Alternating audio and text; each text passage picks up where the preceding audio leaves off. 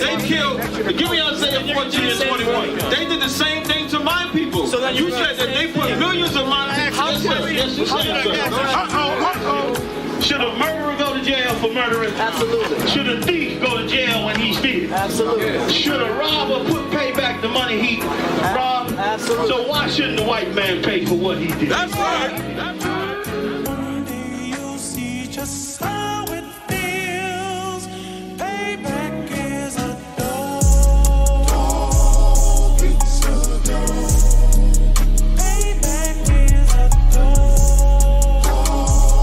It's a dog. Payback is a dog. It's a dog. Payback is a dog. It's a dog. I'm in a hell of a hole, was never expected to grow. Just obstacles set in the road, that a result of me selling my soul. The story I'm telling is cold, but yet it's what everyone knows. The white man's the devil is known. America was never a home, only a place of captivity, safe facility, hating, disfigure me. They claim that I'm lazy, be killing me. Maybe this slavery draining my energy. 400 years and counting, the trail of my tears is countless. Main fact that I'm here is astounding, but I can't wait till this shit is surrounded. Ready to tangle my king and the angels, be ready to rap. Cracking the sky, nuclear missiles will make it official. I'm capturing every cracker surviving. Put them all in chains where they need to be, slavery for me. And let the whole world see that with them in the cage and safer in the streets. Put the dog on a leash, get resolved for the beast. 144, get the ruler show, we could all be at peace. As soon as the trumpets are sound, your kingdom we busting it down. The only way justice is found, the time for your judgment is now. You'll see just how it feels. Payback is a dog. It's a dog. Payback is a dog. It's a dog. Payback is a dog. It's a dog. Payback is a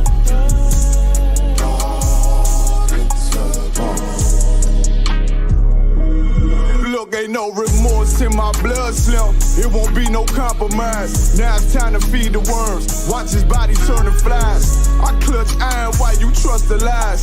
The next Glock I buy gon' be Gen 5. I get it customized. And sending shots off like farewell. Praying payback come back around like a carousel. Still remember your Honda's words ringing in my head like bells. Said you in this body, you fit a Lord, fuck the cocktail. Triangle choke, apply pressure to the game like I did Vondale. Payback's a bitch in a dress, she a bombshell. Revenge is served cold, I just hope they making oxtail. Glock fresh out the box, I swear it got that new car smell. Made myself a target in the world of mad shooters. That was designed fire for our babies to pass through it. And the damn by King's reign, I'll be overzealous. They bought my jealous, I bought brand new parabellums. Someday you'll see just how it feels. Payback is a dog. It's a dog. Payback is a dog. It's a dog. Payback is a dog. It's a dog. Payback is a dog. It's a dog.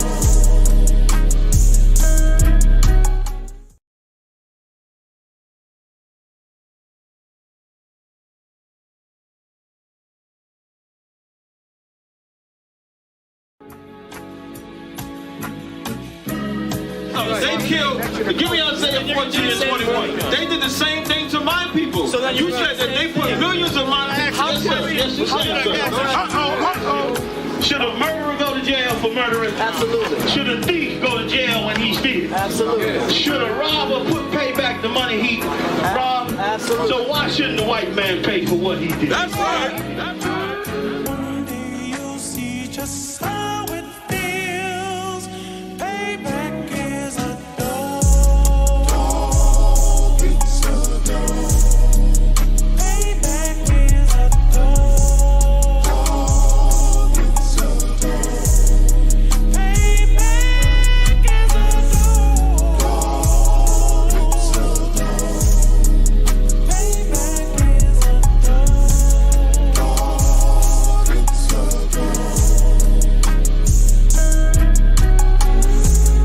hell of a hole. Was never expected to grow.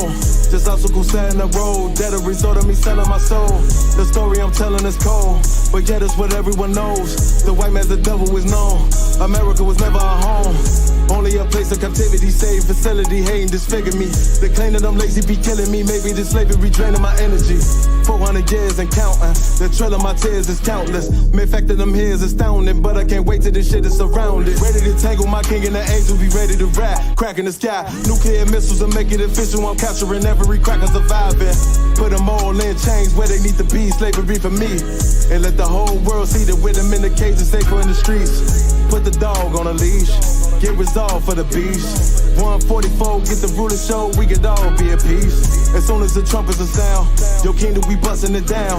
The only way justice is found, the time for your judgment is now. You'll see just how it feels. Payback is a dog. It's a dog. Payback is a dog. It's a dog. Payback is a dog.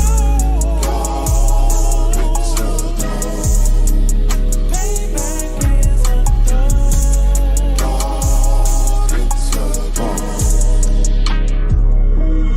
Look, ain't no remorse in my blood slim. It won't be no compromise. Now it's time to feed the worms. Watch his body turn to flies. I clutch iron while you trust the lies. The next Glock I buy gon' be Gen 5. I get it customized. And sending shots off like farewell. Praying payback come back around like a carousel. Still remember your Honda's words ringing in my head like bells. Said you in this body, you fit a Lord, fuck the cocktail. Triangle choke, apply pressure to the game like I did Vondale. Payback's a bitch in a dress, she a bombshell. Revenge is served cold, I just hope they making oxtail. Glock fresh out the box, I swear it got that new car smell. Made myself a target in the world of mad shooters. That was designed fire for our babies to pass through. In the day of our king's reign, I'll be overzealous. They bought my jealous, I bought brand new parabellums. someday you'll see just how it feels. Payback is a dog. It's a dog. Payback is a dog. It's a dog. Payback is a dog. It's a dog. Payback is a dog. It's a dog.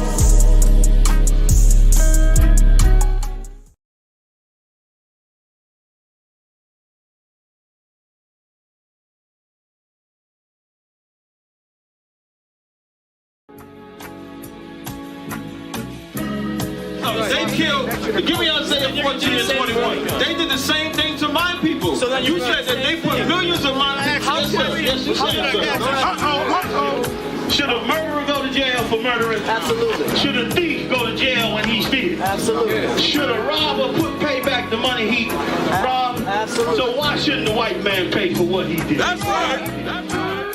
One day you'll see just how it feels.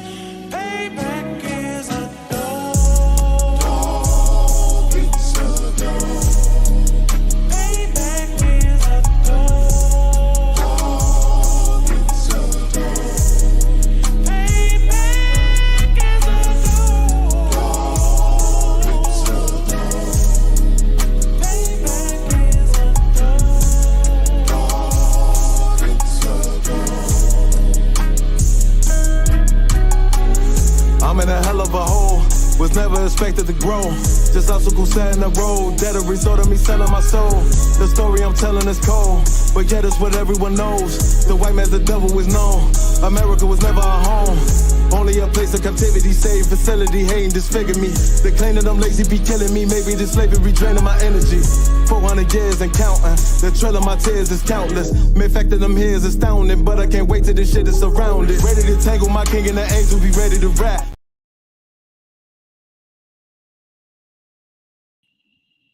All right, shalom, shalom, Israel. Shalom, shalom. Can everybody hear me all right?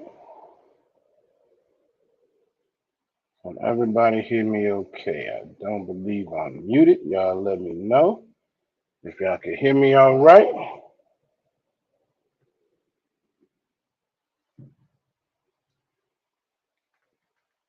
Let's see.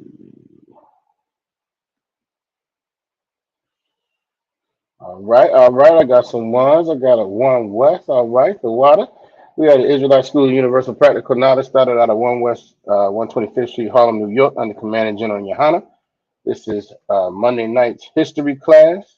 I may have to change my background because it does not like my shirt. So lock it. This is Monday night's history class, and Salakia, we are still going through the breakdown so we can understand, be able to prove how the 12 tribes are Israel. I want to give a courtesy salute to the brothers. Shalom, Yahweh Shem, Yahweh Shabbarakatham, and to the sisters, Shalom, Yahweh Shamar, Alathan, Ba'ashem Yahweh Shah. All right, let's see. Do this quick roll call. Appreciate y'all being in the building. All right, we got my real sister Aya is in the building. Shalom. My brother, Officer Yagadar is in the building. Shalom, brother. Let's see. We got New Orleans. Sister Nazama Na is in the building. Good to see you, sis. Shalom. All right. Aqua Deanna out of Charles City is in the building. Good to see you, sis. Shalom. Sister Kenyessa is also in the building. Shalom, sis. Officer Carl Sapar is in the building. Good to see you, brother. Shalom. All right. Let's see. And we got the sister Natalie is also in the building. All right. Shalom, shalom. All right. We'll make sure we remember everyone. Make sure you put your name, city, and state for the check-in. Make sure you get your attendance. All right. All right. So before, let's see. We may not even do that tonight. All right. Sister Coco is also in the building. Shalom, Yahweh Shemala, Thabah, Shem Yahweh Shai. All right.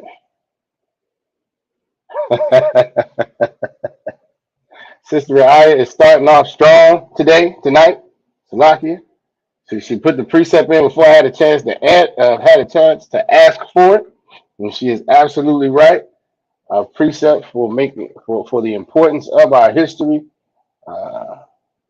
is Deuteronomy 32:7. Remember the days of old.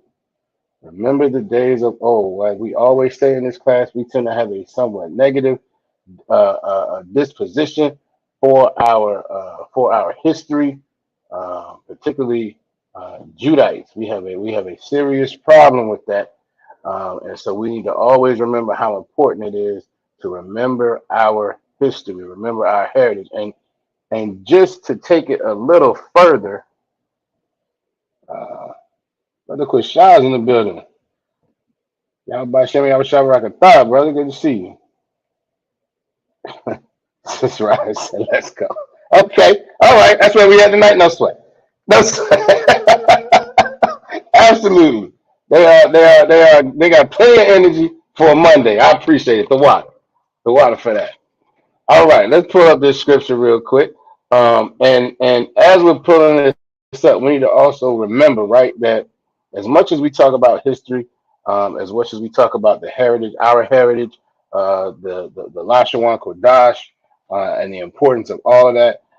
One thing we can also need to also remember, is that the Bible is not a religious book. The Bible has nothing to do with religion. It is a set of rules. It is a set of rules. It's a culture. It's a history of a particular nation of people. That is really small. Hold on. I don't like that. There we go. Of a particular nation of people.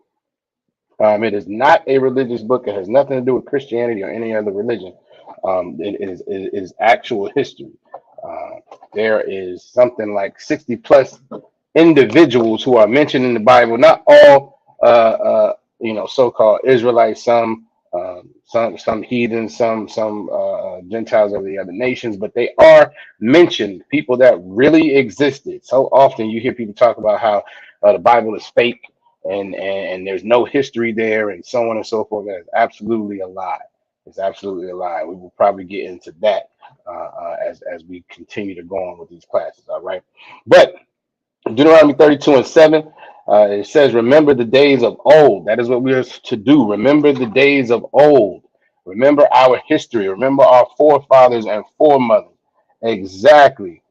Sister Nazamana is exactly right. It is a blueprint of Israel's way of life. Correct. That is what this is. It has nothing to do with religion or anything like that. It is the culture and the blueprint for the way of life of our people. That's simple. That's simple. Very well put, sir.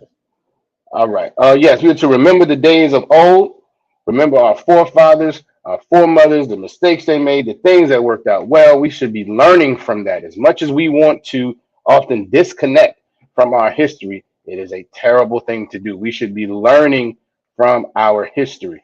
We know that none of these other nations have any interest in disconnecting from their history as much as we do. Matter of fact, they don't do it at all.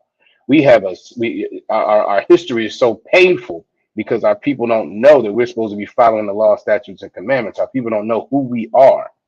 And as a result of that, our history is so painful that it drives so many of us to just want to be disconnected from it, to not remember it. That's old. It ain't got nothing to do with me. I don't have to worry about it. That didn't affect me. That doesn't affect me now. All of the things that make absolutely no sense that the other nations never say.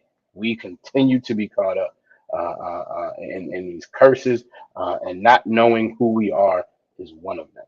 All right. But that's what we should be doing, remembering the days of old. Consider the years of many generations. Who remembers what that word consider means? Who remembers what that word consider means? Who can tell me what that word consider means? And y'all give me 1 second. I got to change this background because this is bothering me. It's a lot. Y'all bear with me 1 second.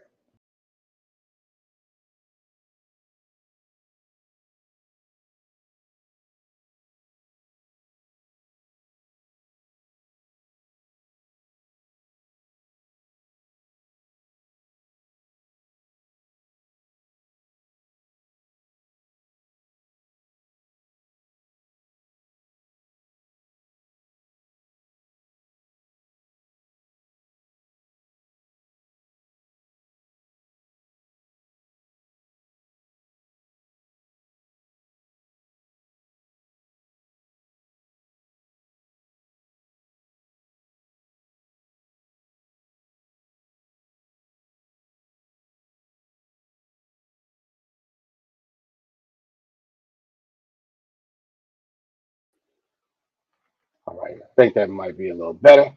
All right. Okay. System is said to think and be mindful. That is absolutely right. That is one of the definitions of it. We put up a specific word last week. We put up a specific word. Who may remember that? And I'll give you all a hint. It came when you go into the Blue Letter Bible. That's where we got it from. The Blue Letter Bible. When we went into the interlinear, we went into the ancient Hebrew, the Lashawan Kodash. We went into that to get how that word was defined originally.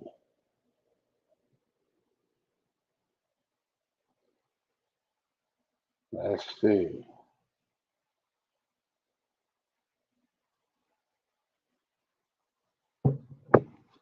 All right, y'all are definitely in the ballpark. All right, good. The what? I appreciate it. I had to make some adjustments here. All right, I appreciate it. All right, y'all are definitely in the ballpark to think and be mindful. Sister Deanna says to reflect on. Aqua Raya said to think about and take action. Those are all. Nobody's incorrect. The word that I was looking for though was to understand. Was to understand when we go into the Blue Letter Bible and we look up the root word of bayan. Bayan is to understand. So we should be understanding the years of many generations. We need to not only be thinking about it, considering it, reflecting on it, but we should be understanding what happened and why, so we can make sure that we again prevent the things that we shouldn't, learn from the mistakes, and then get the momentum, learn the lessons, and get better, on things that we should be doing. If that kind of makes sense. Oh, no sweat. So like, I understand. I got you. No sweat. So those are definitely things that the Bible is telling us that we need to be aware of our history. We need to understand our history. The scripture goes on. It says, "Ask thy father, and he will show thee." This lets you know the importance of fathers. The importance of fathers. The fathers are extremely important throughout the Bible. Our nation, our culture, places a very, very high importance on fathers. And we can see as our families have been destroyed, and the fathers have been taken out of the home, we see exactly what the ramifications of that. We see how that affects not only the initial, our initial nuclear family, and then we see the fallout over generations. We see the fallout over generations. I know I'm telling my age here, but I remember being in high school when Lil Kim first came out. Lil Kim was a whole nother breed. Up until Lil Kim, you had rappers like MC Light and Queen Latifah and what? Who else? Moni Love, Yo Yo. Listen, the sisters had to be uh, uh, it had to be a little boyish, a little tomboyish. I'm not gonna go too far. It ain't because they couldn't go too far, but they had to be a little tomboyish to be taken serious. There you go. Sister Coco say yo yo, exactly. The sisters had to be a little tomboyish. They had to have a little edge on them in order to be taken seriously. Well, once Little Kim came out, once Little Kim came out, uh, once Little Kim came out, all that went away. Once Little Kim came out, she was a different breed, and she is, as far as I'm concerned, she is the mother of your, Nicki Minaj, of your Cardi B, of your Glorilla, of your this red chick. Listen, this I don't understand. And if we're here now, I don't know where this goes with it. If we got a sexy red now, I don't know what happens in another 15, 20 years. I have no idea what happens. But this is all the direct result of not having strong men and strong fathers, and not having an objective moral compass in our communities. This is a direct result of us not knowing who we are, following behind the wicked practices of the world, and this individual perspective that you are just an individual and you can do whatever you want and nobody can judge you, and all of that nonsense that this oppressor and this Christian church has poured into our people. This is the result of it. This is the result of it. Our families are destroyed. There's no strong father in the house to show our children what our history is, to show our children what our culture is, what our morals are, what we should and should not be doing, what's acceptable and what's absolutely not acceptable. All of that is gone. And it's a direct result. It's a direct result of this oppressor of Christianity, and that's not following the law, statutes, and commandments the way we should. You all are absolutely on it. Sister Coco said Queen Latifah, exactly. Let's see. Sister Aya said a brat. Yep, absolutely. And now the brat went a whole nother direction. I mean, nobody's really surprised what a brat is right now, but it's still she that sister is destroyed as well. Absolutely right, Officer Carlson. I did forget about her. Foxy Brown was another one. Her and Lil Kim were running neck and neck at one point. And initially, I don't know, again, when Foxy Brown first came out, I felt like she was kind of in the middle between a Little Kim and a Queen Latifah, or a Little Kim and a MC Light or whatever. But once Lil Kim started taking off, she just, in order to be competitive, she did the exact same thing, and it was absolutely horrible, absolutely horrible. Sister Aisha checking in, all right. Shalom, Yahweh Shemata Thumba Hashem, Yahweh Shai sis. Eve was another one. Sister Nizama 9 is absolutely right. And listen, so here's the deal. Here's the deal. When Eve came out, as far as I remember, y'all correct me if I'm wrong, but Eve was clothes pretty, she had on clothes pretty much. She had on clothes pretty much. Y'all let me know. Am I right about that kind of lie? Maybe I'm not remembering that correctly. I thought she presented herself relatively well. Again, what was her term? She used to say, used to call herself a pit bull in the skirt. Okay, let me see. Yeah, okay, so Salaki. All right, y'all saying la. She was out there with hers too. All right, no sweat, no sweat. Good night. Now Trina was a whole nother thing. Y'all are right on it. This is what happened. This is what happened. It was in the 90s that transition took place. It was in the 90s that transition took place. And think about everything that happened in the 80s and in the 70s with the destruction of the family, with the crack epidemic, with all of that went on in our neighborhoods and our communities. All the sisters are saying, la, no sweat. I stand corrected. Why? The water. But this is what happened with our communities. In the 70s and the 80s, the families were destroyed, the communities were destroyed. And then what comes along in the 90s? Trina, Eve, Foxy Brown, Lil Kim. That's what came. Adina Howard. That's what came after that. Absolute destruction. And it's gotten worse and worse and worse ever since. Ever since. You all are absolutely right. Let's see. I believe.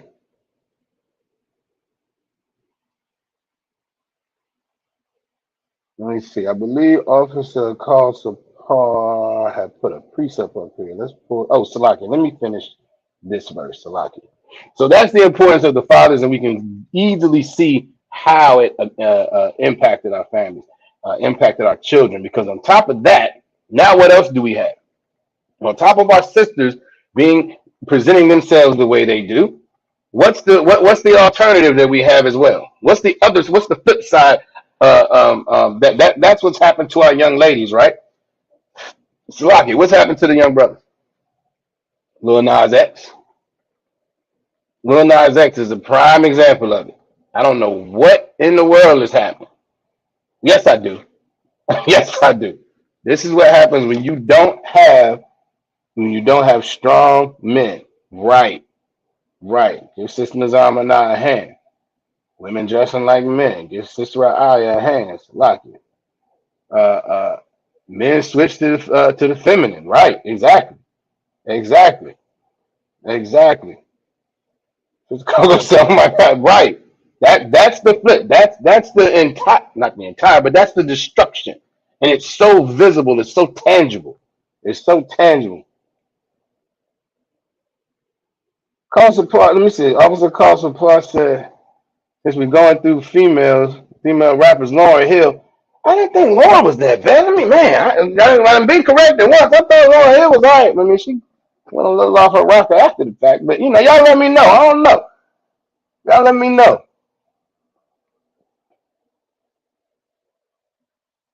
Y'all let me know. Let me finish the scripture out though. That's the importance of fathers, right? And then it says he will Salaki must start not I can start from the top. Says, remember the days of old, consider the years of many generations, ask thy father, and he will show thee thy elders, and they will tell thee.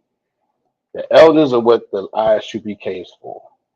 The elders are what the ISUPK is for. That is why we are here, so we can make sure that our history is absolutely not lost.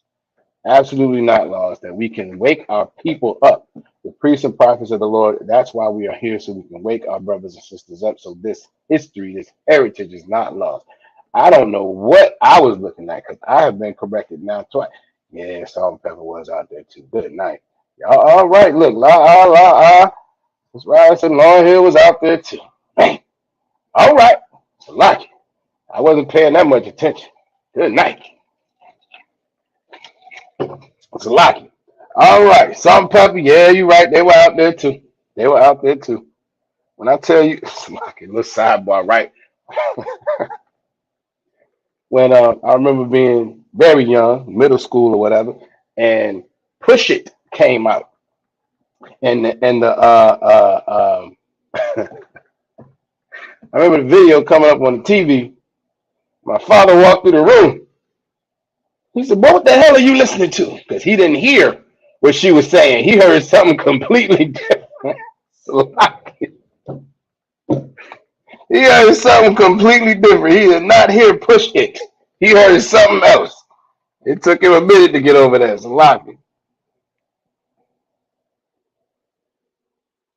let's see.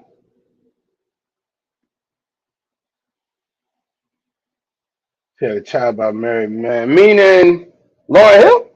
Y'all teaching me something tonight. I have no idea about Lauren. What I do know is though, uh, those are some Edomite babies she got. I know that. I know that. Um, because those are Bob Marley's. What she had several children. Lauren Hill, 7 children, I think, by Ziggy, I believe. Yeah. So they are definitely some Edomite children. Uh, all right. All right. Let's see.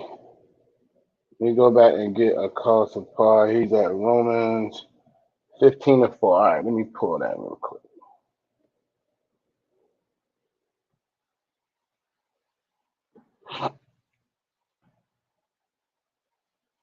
Let's pull Romans 15:4.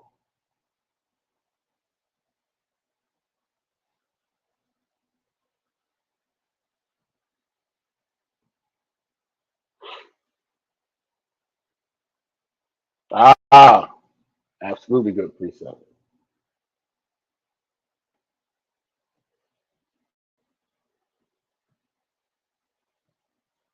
And again, this is a good precept for knowing our culture and our heritage, and the fact that this is absolutely not a religious book. Uh, says, "For whatsoever things were written aforetime were written for our learning." The aforetime. So this is in the New Testament. The aforetime is talking about the Old Testament scriptures. So often, if anybody has spent any time in a Christian church, you know that they very, very rarely go into the Old Testament. They don't teach it. They don't talk about it outside of tithing. That's pretty much it. Outside of tithing, you don't hear too much about the Old Testament in the Christian church, and that's because Christianity has nothing to do with the Bible. Christianity has nothing to do with what the Bible teaches, and that's why they don't spend a whole lot of time learning and teaching what was written in the aforetime, which means is basically referencing the Old Testament. Anytime you see as it is written, that's talking about an older scripture. So this is a perfect precept to pull. Whatsoever things were written aforetime were written for our learning, that we, through patience and comfort of the scriptures, might have hope. We are supposed. This is what the scriptures are supposed to provide for us: comfort and hope. But we can only get that when we have an understanding of it. When we understand what the Bible is really about and what it's really saying, what it's really teaching, and who it's really for. It's not for everyone. It's for so-called blacks, Latinos, and Native Americans. All right, that is perfect precept and water, brother. Trooper Shamaga Bars in the building. Shalom, Yahweh Shalaki. Shalom, shalom, brother. Everybody say my Shabbat. All right. All right.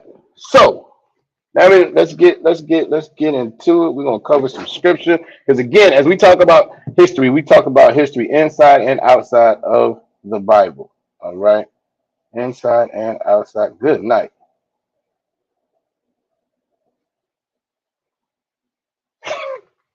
Sister Ryan.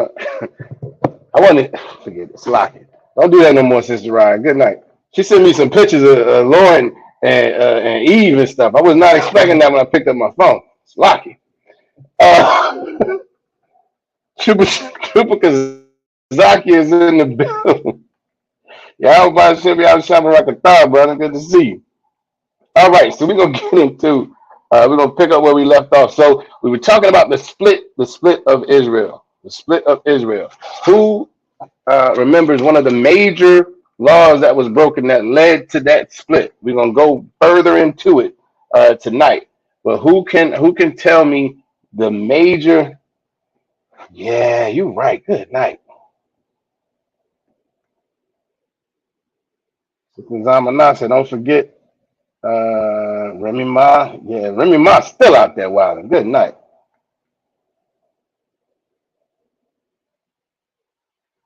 Right. See, y'all can tell. He said, Lord and God is on earth, the evil, hold back, right back now. Right, God. Listen, I appreciate it. Don't do that no more. I was not expecting to see that. Good night. It's lucky. um, yeah, Remy Miles. I mean, yeah, and it's just gotten worse and worse and worse. Nothing's gotten better. And the whole thing is, again, if you compare them to where we are now with these female rappers, I don't know where it goes from because they weren't the best, right? They were pretty rough, but they not doing much compared to these young ladies out here. I saw a picture. Who's seen the picture? I guess it was that Sexy Red's baby shower. Kind of lie, y'all. Let me know.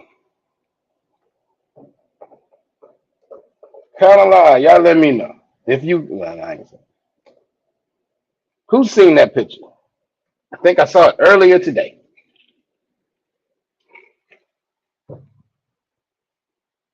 Sister Deanna has not seen that picture. Okay, I'm gonna put it like. Okay.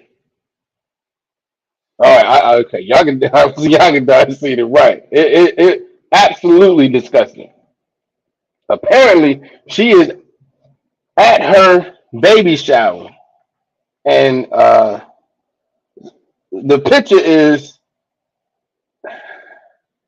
some brother. No, she's bent over, and her brother is uh, eating groceries. Lucky, her brother is eating groceries at the baby, right? As Officer Yagdal said, at a damn baby shower. I don't know where it goes from here. What I do know is we got to wake Israel up. We got to we got to wake our people up because this is it, good night. That's the and the pictures all over the internet. It's horrible. It's horrible. It's absolutely horrible. All right. Yeah, it's terrible. All right. So let's sidebar from that now because I don't want that to take. Y'all are absolutely right. Damn right. Your sister is arm in our hand. She said UPK princesses be too busy handling our wifely duties to see that. You know what? Damn right. Damn right. Absolutely. Yes, Sister I. That's exactly what it is. Look, and y'all are having the proper reactions. You are having the proper reactions. Absolutely. You all should be surprised and completely disgusted. Right. I don't know how it gets too much lower than that, but we got to do what we got to do to make sure that does not happen because it's absolutely horrible. Yes, give Sister Nazama a hand. That was a perfect comment. All right. So who can tell me? We've gone over again the history of Israel and how we kind of walked up to what led to the split, and we're going to get into the details of the split. I'm not sure how much everybody's familiar with exactly what led to it. When we say Northern and Southern Kingdom, what that means, and so on and so forth. We're going to get into all of it. All right. But who can tell me again what was the main law that was broken that kind of led us down that road? We talked about in the last couple classes. Who can tell me what that was?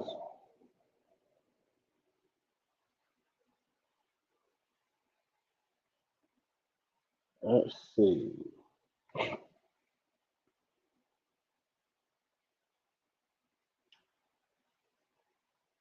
I have to go back. All right. Um, Sister Mazamana said following the heathens. That's true, but there was something that right before then, there was something that even led to us doing that. There's something that led to us even following the heathens, something very, very specific. We said it was initially established with um, um, with Adam and Eve, and the flood, the Most High flooding the earth, also was a result of this law being broken. And then we went into how King Solomon then introduced it again. Absolutely right. Get us sister a hand. Sleeping with the other nations. Sleeping with the other nations. Breaking the law, yes, right, but specifically sleeping with the other nations, interracial marriage. Interracial marriage. All right.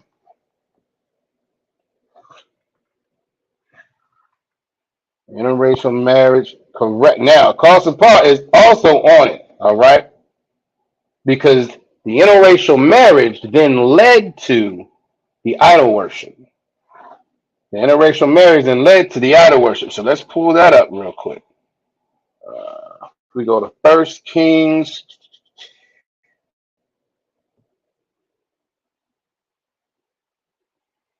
Let's see. We're going to First Kings 11 and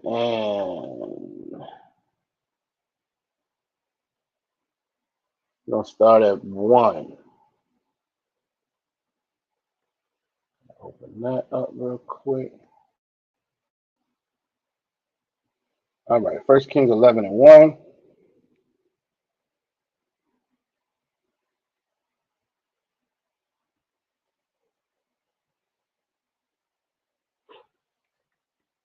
First Kings 11 and 1. It says, but King Solomon loved many strange women. Strange women, meaning women of other nations, non-Israelites. That's what that means here when it says strange women. That's together with the daughter of Pharaoh, women of the Moabites, Ammonites, Edomites, Zidonians, and Hittites. He was everywhere. Solomon was getting, he was spreading himself super thin. All right. Verse 2 says, of the nations concerning which the Most High said unto the children of Israel, ye shall not go into them, neither shall they come in unto you, for surely they will turn away your heart after their gods. Solomon clave unto these in love. So what this is saying is, these are the nations that the Most High said, do not make marriages with them. Deuteronomy 7 verses 3 and 4. It said, I'm paraphrasing obviously, but it said, that's where it says, don't give your daughters to their sons, and don't allow your sons to take on their daughters, because you will eventually turn away from me and start following their gods. This was that precept. The Most High told us not to do this for this specific reason. We talked about it last class. Oftentimes the Most High just gives us orders. He gives us commandments. He gives us statutes. We don't necessarily get the why. We're just supposed to not do it, right? Or we're supposed to do it. This was one of those, relatively rare laws where we got the instruction and the why. There's no reason that we should be doing it. We fully understand it, but this is why. Because surely they will turn away your heart after their gods. You're going to start following their gods. Verse 3 said, and he had 700 wives, princesses, and 300 concubines, and his wives turned away his heart. Just as the Most High said would happen, of course that's what happened. And then verse 4, for it came to pass when Solomon was old, meaning he kept it up for a while. Maybe he did okay for a while. But again, we start to lose energy as we get older. It just becomes very, very important, which is why the Most High said, don't marry these other nations because that's going to be a battle. That's going to be a fight. That's going to be a back and forth. You're not on the same page. You don't believe the same thing. She's not even of your nation. He's not even of your nation. And remember, we said last class too. That's why in the school it's it's highly discouraged. It's highly advised against um, finding a wife or a husband who's not in the school for this same type of reason. It's not against the law. All right, it's not against the law as long as they're one of the 12 tribes of Israel. But it does put you in a position, the same position that Solomon was in.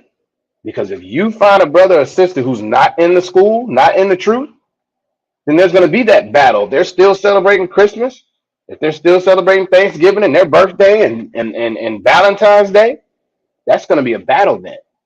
Because you're saying, no, I'm not going to do that because we're following the law, statutes, and commandments over here. And they're going to say, well, I don't do that. So now we got a battle about it. So it's always something to be mindful of because while it's lawful, as long as they're one of the 12 tribes of Israel, it's still it's something to be very, very concerned about and get counsel on. All right. Slacking for it came to pass that when Solomon was old, that his wives turned away his heart after other gods, and his heart was not perfect with the Most High, his power, and his heart, as was the heart of David, his father. David had the Most High. His heart was definitely on the Most High power. But Solomon, following behind all these thousand sisters, well, women that he had, and not sisters, women that he had, he turned himself, he turned his heart away. All right. Sister Nah is in the building. Yahweh Shemala Thamba Shem Yahweh Shai. All right. So that's how it led to idol worship. All right. But let's get a little more detail, right? Because this is what ended up happening. Now, when we skip down in verse 11, when we skip all the way down to where do I want to start? Where now?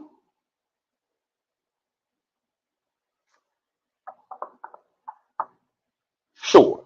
We're gonna start at verse 29. We're still in 1 Kings 11. All right.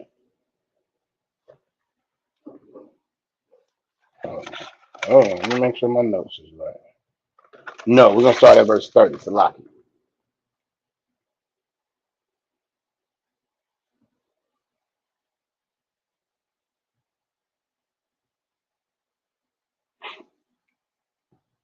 All right, we're gonna start at verse 30 because at this point, when you read the scriptures in between, the Most High has decided, you know what? I'm gonna take the kingdom away. I'm gonna separate the kingdom. I'm gonna take the 10 tribes away from Solomon and the house of David. And this is essentially how it went down. All right. And Ahijah, which is a prophet, Ahijah caught the new garment that was on him being Jeroboam. All right. That's when you're reading. If you read up, you'll catch that. All right. And rent it in 12 pieces. Rent meaning torn. He tore his. That what you'll read is he had a new jacket. He had a new he had a new garment. And Ahijah came along. It was just them two out there. He took it off of him and tore it in 12 pieces. All right. Verse 31. And he said to Jeroboam, take thee 10 pieces, for thus saith the Most High, the power of Israel. Behold, I will rend the kingdom out of the hand of Solomon, and I will give 10 tribes to thee. So this is the symbolic here. Take 10 of these, because the Most High is going to give you these 10 tribes. All right. Verse 32. But he shall have one tribe for my servant David's sake. What does that mean? Who can tell me why that is?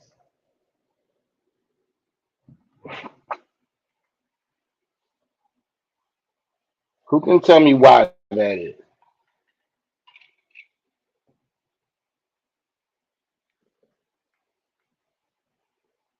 Why is it that Solomon is going to have one uh, uh, tribe, and specifically for David's sake?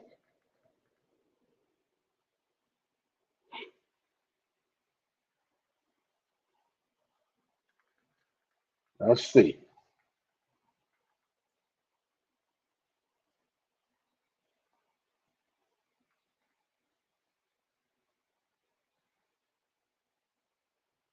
All right. Out of respect, give me a little bit more. That's not necessarily wrong, but give me a little bit more.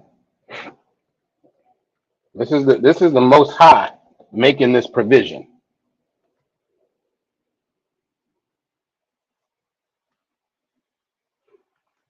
This is the Most High saying that of David, because of David, I'm going to give you one tribe. So, and you got to put this in perspective, right? So Solomon has essentially turned his back on the Most High. He's following all these other guys, all these strange women he got. So the Most High is saying, I'm taking these tribes out of your hand.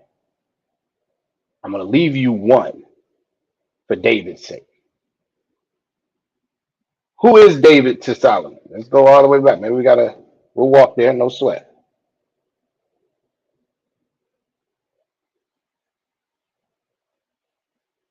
Who is David to Solomon?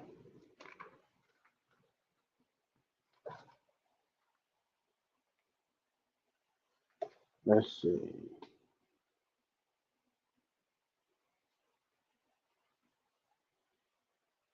All right.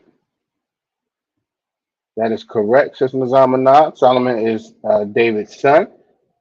Sister Raya said because he knew Solomon was lost and wanted to give him one more chance out of respect for his father. Correct, David. Okay, so yes, yes. I think it's a little deeper than that, though. It's a little deeper than another chance. All right, a little deeper than another chance. What was there? Okay, let me see. There was a promise made to David. The Most High made a promise to David concerning Christ. Who knows what that promise was?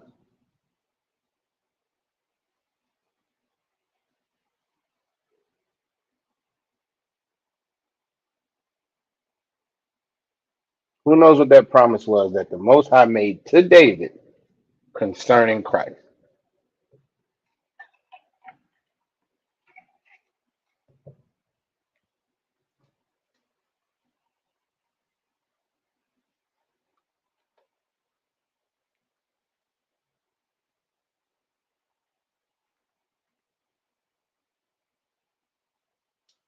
Let's see.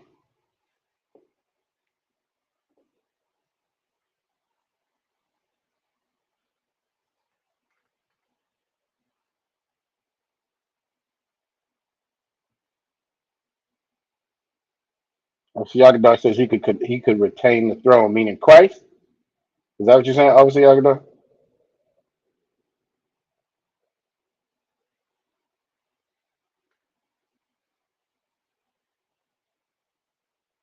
I want to make sure I'm with you.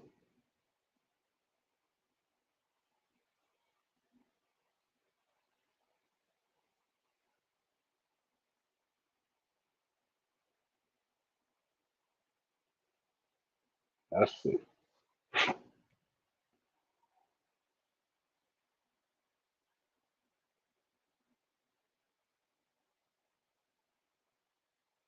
Okay, I think we're all on it. I think we're all on it.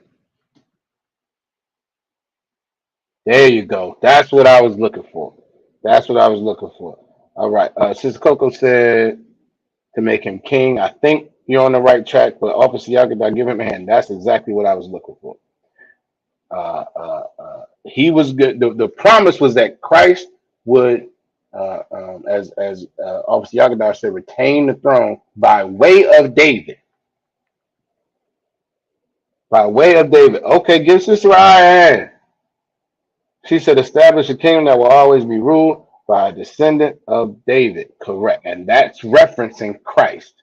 Christ was to be a direct descendant of David. Now, this is what happens if you take the kingdom out of Solomon's hand, then you're going to give it to somebody else who's then not a descendant of David. So then that would have made that promise null and void. And of course, the Most High is not going to do that. All right. That all makes sense?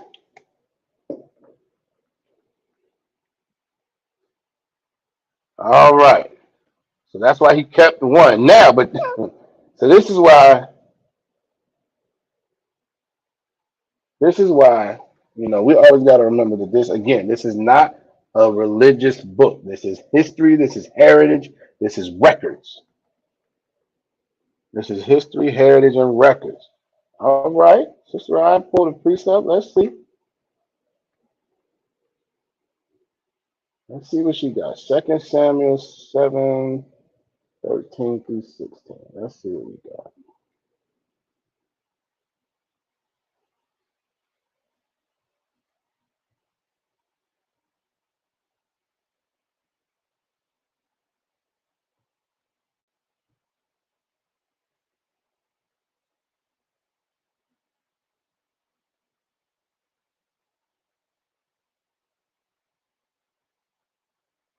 Let's see.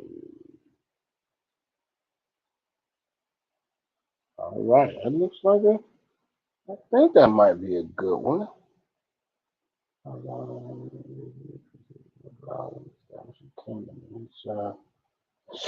right, let me pull it up.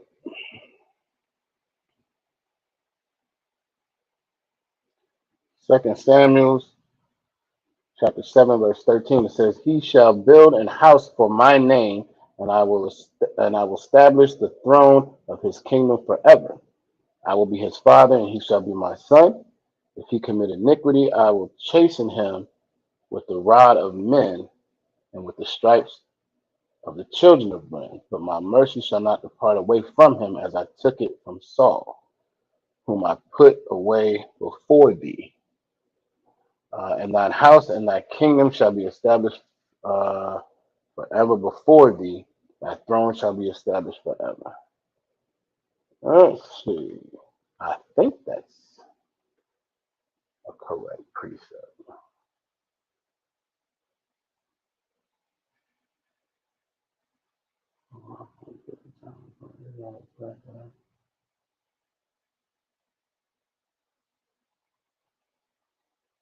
Now therefore shalt thou say,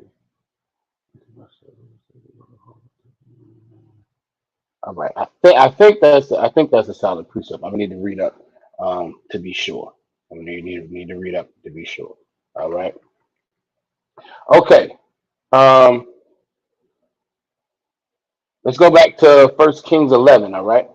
Because again, as I said earlier, this is not a religious book.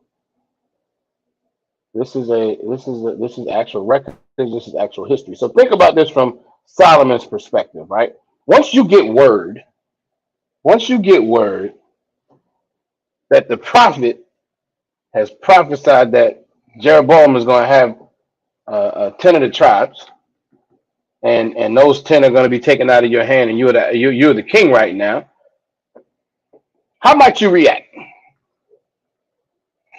Let me rephrase that. How might somebody who clearly don't got his mind on the Most High and the law, statutes, and commandments, how might they react?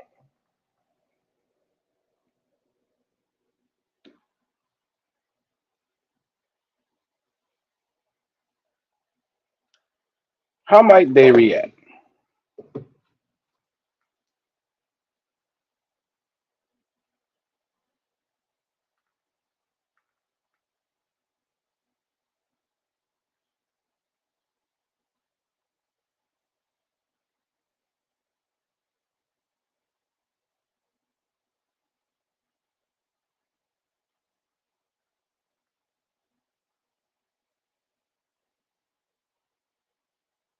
Yeah, that's absolutely right. All right. All right, let's see. Sister Zabadiah said, "Act a fool." All right. Um, Sister Kid, yes, it said wild out, right? Obviously, obviously, y'all quote. It's some BS. All right. Okay. Sister Don said they're gonna go off. Yeah. Sister Don said they're gonna cut the F up. All right. All accurate. All accurate. That's not right. Sister Right cracking up. Sister Coco cracking up. All right. Y'all are all correct. Y'all are all correct, right? But now let's think about this in perspective now. We talking about the king. So he gonna wild out. He gonna say this some BS. He gonna go off. What else might he do? You're the king. I'm the king right now. I hear. Okay, you gave him a prophecy. He's supposed to take the. Okay, all right. So that's what's gonna happen, huh? After I wild out and go off and and say this some BS, and after I do all of that, then I'm still mad and nothing's changed. What might I do now?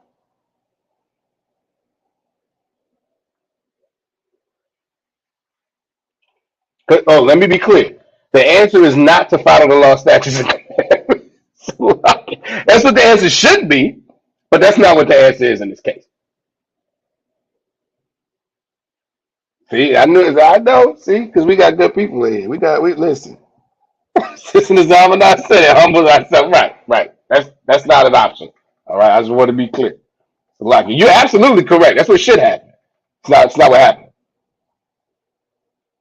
All right, flex his power. Okay, hold on. All right.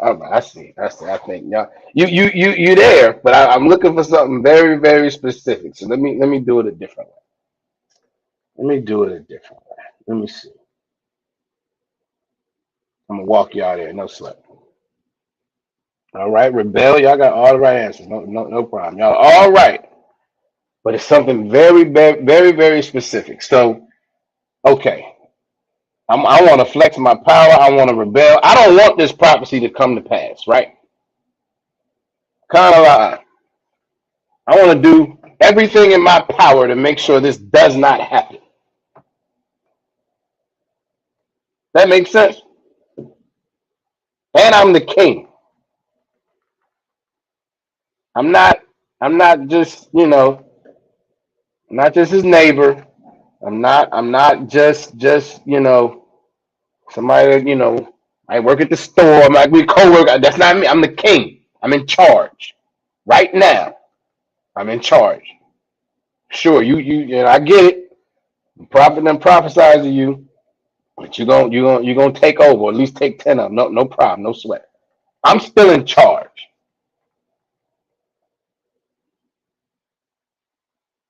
Man, all right, y'all ain't with me. I'm at okay. No problem. I got y'all. I got y'all. Y'all ain't with me. I couldn't get y'all there, no sweat. We're gonna read the scripture. We're gonna read the scripture. We're gonna go to we still in First Kings 11 and 40. 11 and 40. Solomon sought therefore to kill Jeroboam. You gotta go. So like you gonna take the majority of my kingdom and I'm the king? I'm the king. Who do I have to answer to? The Most High. He's already going to take all this, all the tribes from me because I got all these strange women. So guess what? You got to go. That was his decision. Now, was it the right one? No. But that's how we act. That's why I said this is not a religious book. This is real. That's how people would react in this. Right. There you go. Push the button. Push the button, drop the bag. All I gotta do is drop the bag. If you pick it up, then we know what it is. Right. See, I say he was like, no sweat. We're gonna see. We'll see what happens. Don't worry about it. I'll see you later. One of them jump. Right. Right. But yeah, so he said, no, he gotta go. He gotta go. So as the scripture goes on, it says, and Jeroboam arose and fled into Egypt, unto Shishak, king of Egypt, and was in Egypt until the death of Solomon. He said, I'm out. He said, I'm absolutely out. I see where this is going. I don't want no parts of it. Why? Because at the time, he was not in charge. Solomon was. So it was the best thing he could do for his sake to get out of Dodge. Right. Sister Zamana is correct. They feel like he had nothing to lose. I already see where this is going. You're challenging, another way to look at it, you challenging my kingdom. I mean, it's not you, but you're just collateral damage at this point. But again, this is real because here's the deal. If this was a religious book, everything you all said earlier, as far as you would humble yourself and you would try to make the people not believe it, and you would take these passive moves, especially for something like Christianity. They think you're supposed to be weak and soft anyway. But that's not what this was. It's not. That's just not reality. As a king, he's gonna take over. Okay, no sweat. I'll see you later. And now we got it. And when did that happen before? When did that happen before? The same thing. Who can tell me when it happened before?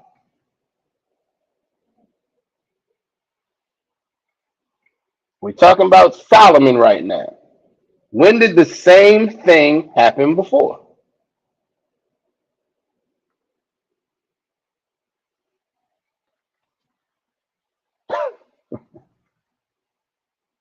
Give Officer Yagadar a hand. The exact same thing happened with David and Saul. The exact same thing. Samuel came. So you know what? The Most High is going to take the kingdom from you. He anointed David. And you know what Saul said? I'm going to take David out. Your sister Nazama a hand. The exact same thing. All right? So let's keep going. So now, again, we walk into this split. We're going to get into the split, what it looked like, and all of that. We're going to probably need to pick up the pace a little bit. But, yeah, we're gonna get all to it, all right? So we're going to stay in First Kings. We're going to chapter 12. Chapter 12 and verse 4. So this is what happened, right? And at the end of chapter 11, Solomon, he's gone. He dies. All right. So Jeroboam is in Egypt, right? Solomon's son, Rehoboam, comes now into the throne. All right. But Jeroboam gets word of this, and so he comes back. He comes back. Now Rehoboam is now the king. All right. But again, Solomon was pretty tough. So let's figure out what happens, right? Let's go into it. It's 1 Kings 12 and 4.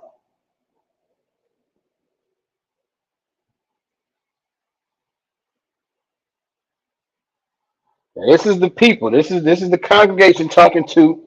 There's all 12 tribes talking to Rehoboam. This is Solomon's son. It says, "Thy father made our yoke grievous. Now therefore make thou the grievous service of thy father and his heavy yoke which he put upon us lighter, and we will serve thee." And he said unto them, "Depart from me." And he said unto them, "Depart yet for 3 days, then come to me again." And the people departed. So what are they asking? What are they saying? What are they saying?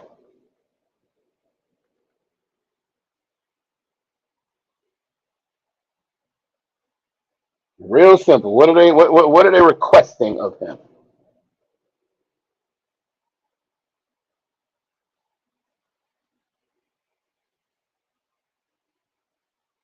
That's it. It's just right hand. That's it. Real simple. Your father was hard on us, man. Can you be easy, please? Can you ease this up? Just a little bit. Hey, we're gonna rock with you. But just can you ease up a little bit? Cause your father was tough.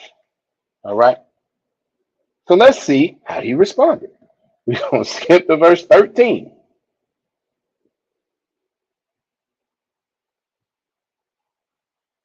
So like in verse, I think verse 14 is where I want to start. Yeah, verse 14. So like it says, and spake to them after the, this is Rehoboam is speaking to them now. It says, and spake to them after the counsel of the young men. Because what you'll see in between those verses is he took counsel. Obviously, counsel is important, right? Always, which is why we have it in the school. It's part of the heritage. You seek counsel, you talk about things, you do well to communicate. That's in the scriptures as well. So he went to the old heads first because he's a younger king, right? He goes to the old heads. Old heads tell him, hey, man, you probably should listen. I'm paraphrasing, obviously. You probably should listen, and take it easy. But then he turned around and went over to the young boys that he like grew up with. And he decided to actually take their, Salaki, you said scroll up a little. What you need to see, Salaki.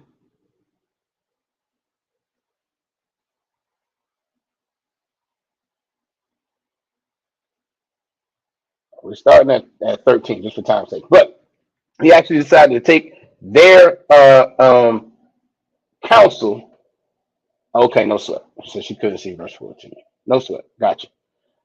All right, so he decided to take their counsel. It says, and he spake to them after the counsel of the young men, meaning that's whose advice he took, right? It says, saying, my father made your yoke heavy, and I will add to your yoke. My father also chastened you with whips, but I will chasten you with scorpions. No sweat, sis. So this was Rehoboam's response. Oh, it was hard for you, huh? So I'm gonna make it worse. That's called being power hungry. You letting this power go completely to your head. So now you're gonna be worse than your father, and you're telling us that up front. Why said disrespectful? You're telling us that up front that you're not gonna make it any easier of us. Imagine being on your slavery. Imagine being on your slavery. A new boss comes in. Y'all all sit down with him like, look, he was, the other cat was pretty strict. He ain't let's do this, he ain't let's do that. Can you ease it up? And that joker sitting here looking in your face and go, nah, it's gonna get worse. Good night. Again, what might you do given that scenario? You on your job, you on your slavery. Sister Nazamana said brutal. Yeah, that's tough. Kwame said sheesh. Right. That's tough. In your face. No, it's gonna get worse. I'm gonna put a heavier yoke. I'm gonna add to your yoke. How about that?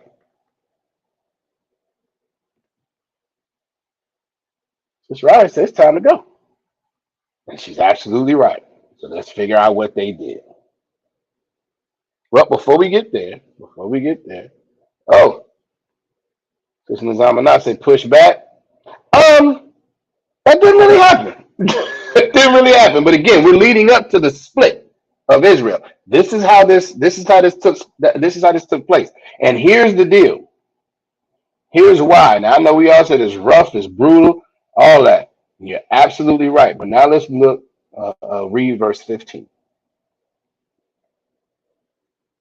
It says, wherefore the king, meaning Rehoboam, hearkened not unto the people, for the cause was from the Most High, that he might perform his saying, which the Most High spake by Ahijah, the Shilonite, unto Jeroboam, the son of Nebat. Meaning, the Most High said he was going to take 10 tribes away from the house of David. So Rehoboam wasn't going to listen. He was going to be brutal. He was going to be disrespectful. Because if he wasn't, then the people would have then followed him and been okay. But he can't. Most High couldn't allow that because he had already decided he was going to take these tribes away. So even with Sister Aya saying it was time to go, right? It's time to go. And the Most High wanted it that way. The Most High wanted it that way. Does that make sense to everybody so far? Kind of like, y'all let me know.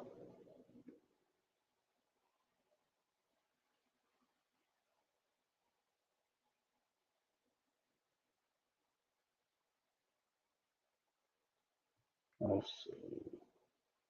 All right, we got Khan. All right, Khan.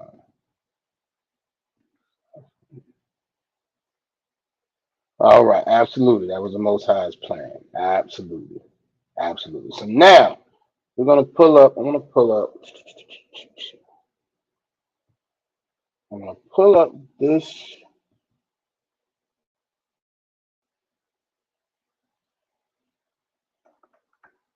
Hopefully, y'all gonna be able to see this the way I want you to.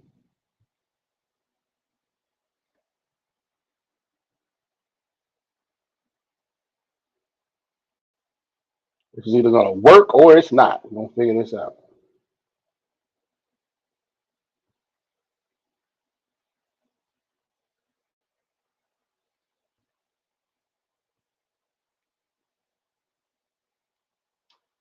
All right. See if I make that larger. What'll happen? That's not what I want. That's crazy. Now, I may not be able to see that as well as I want, but this was the layout. This was essentially the layout of the 12 tribes of Israel. All right. And this took place. This layout is actually outlined in, I think it's Joshua. I believe it's Joshua. God, since Ryan has asked about this, yes, I believe it's Joshua. Is when if you go into the book of Joshua, it talks about the lines, the border lines that were set up, right? And so you can see. So before we go too far with that, the southern kingdom. Who can tell me what tribes made up the southern kingdom?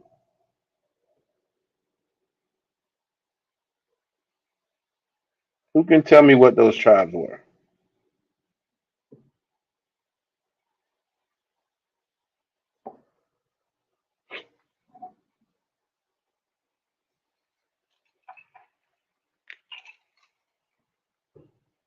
Let's see. I'm right. Give us just that hand. Judah, Benjamin, and Levi. All right. All right. Now, if you look on this map, right, you see, if you can see my cursor, you see Judah. You see Benjamin got a little space there. You see Simeon has some space within Judah, right? You got Dan, Ephraim, Gad, Reuben, Manasseh, right? Issachar, Zebulun, Naphtali, and Asher. Who do you not see? Who's not listed here? And who can tell me why?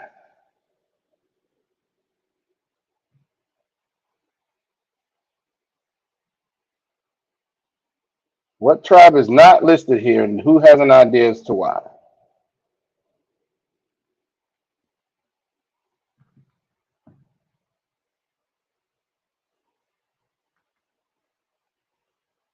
Gad is right here.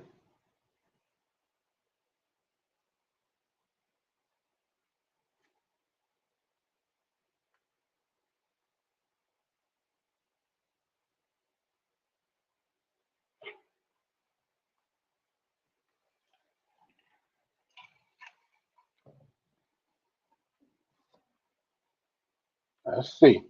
Give it another shot. Who else wants to give it a shot?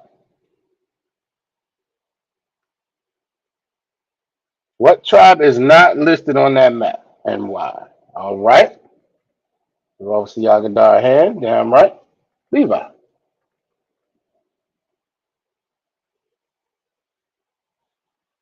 Okay. Not Ephraim. Ephraim is, where is Ephraim? Ephraim's right here. Yeah. The green. The lighter green. So it's Levi that's not listed here. No sweat. No sweat. You too wild. All right. Now, there's a specific reason why Levi is not listed here. This is again why it's important to just understand our history, how and what our culture was. All right. So now that we know it's Levi that's not there, and Officer Yaga, if you could, 'cause I'm pretty sure you know damn answer, you can hold off a little bit, please, Salaki and the water. All right, Baba Shot. So think about Levi and what their role was and why they did not have any specific land. And maybe we'll walk there. So what was Levi's responsibility to the nation?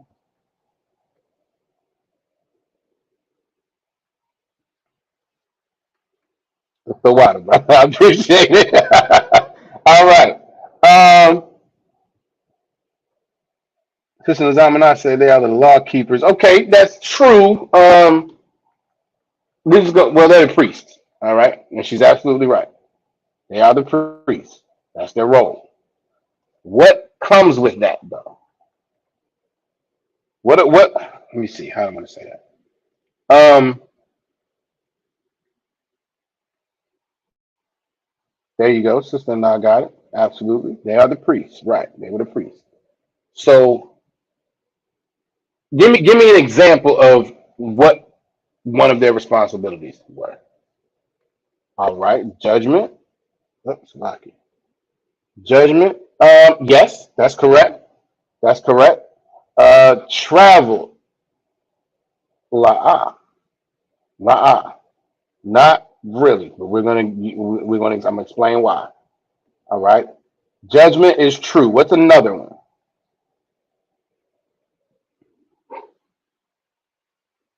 Think about this. This is before Christ came. Christ came to part of what Christ did ended a regular practice that we had. I'm trying to get y'all to get there without giving it to y'all.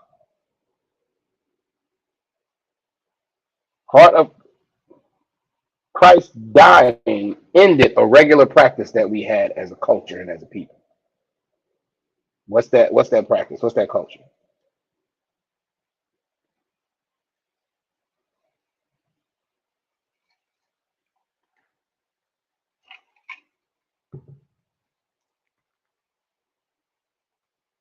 Not gatekeepers. Let me see. Uh, Officer Yagadar, let me see if you want to chime on in.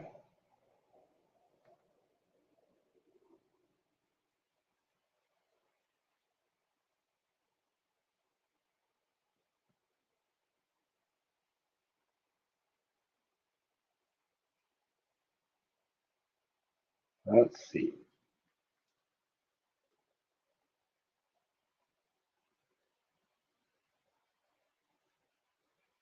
Y'all can keep trying. Give it a shot.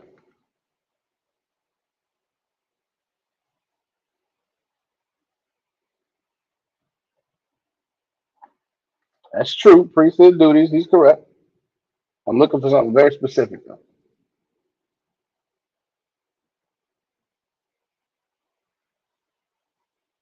All right. If someone breaks the law, that's true. Counseling and enforcing the law. But there's something else. All right. So let's step back for a second. Somebody broke the law, right? The priest is here. One of the duties are to counsel, to enforce the law, judgment. What's another thing though? Think about what Christ came for. When he died, what did that now allow us not to have to do as a culture and as a people? There you go. Give off the other a hand. Sacrifices. But before Christ died, there were sacrifices that had to be made in order to atone for the sins. Everybody with me so far? Repentance to a certain extent, yes. That's also true, but that's also part of the judgment and all that. But the sacrifices specifically. So what you got to understand is when the Bible talks about there being certain sacrifices of your best bull and this animal and your doves and all of that. That was the priest's job. That was the priest's job. So it was sacrifice, slaughter the animal, and burn the animal, which is essentially to cook the animal, and then that's part of how they ate. All right. And the reason why at the time you had tithes and you had all these things were paid to the priest who did not have land. Their job was to do all the priestly duties, not farm, not have a store, not do blacksmith work or whatever. They had to focus on the priestly duties for the people. And because of that, they didn't need any land because there was no time to do that. They had to be full time doing the priestly duties, right?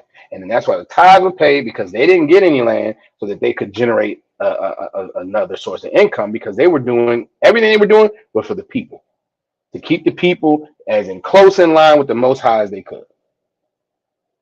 Make sense so far? I got a couple of cons. All right, I think y'all with me.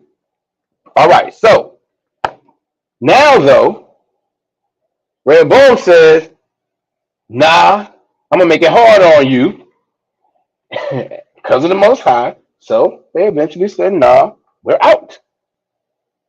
All right, and they say, "You know what, Jeroboam, you are going to be the king of the house of Israel, and Rehoboam is going to be the king of Judah." All right, and so all 10 tribes went with him, including Simeon, who went up. Now, eventually, Benjamin then came and aligned themselves, right? But how does Levi get there? Let's see how Levi gets there. We're going to go to, we're going to see the beginning of it first. We're going to go to 1 Kings 12 and 26. 12 and 26.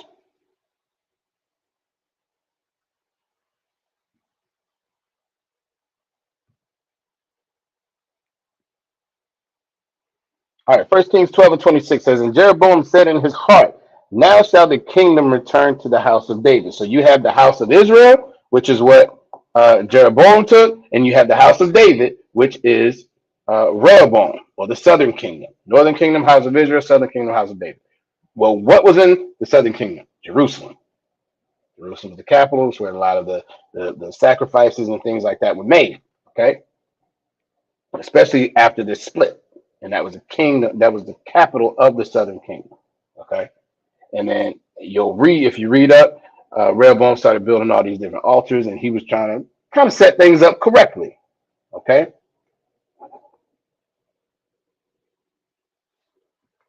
Yeah, correct. Judah, Benjamin. At this point where we're reading, Judah and Benjamin were the south, and everything else was up north. Matter of fact, let me pull that back up.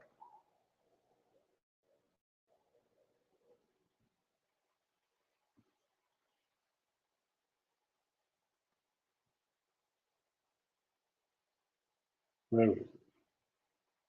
Here it is.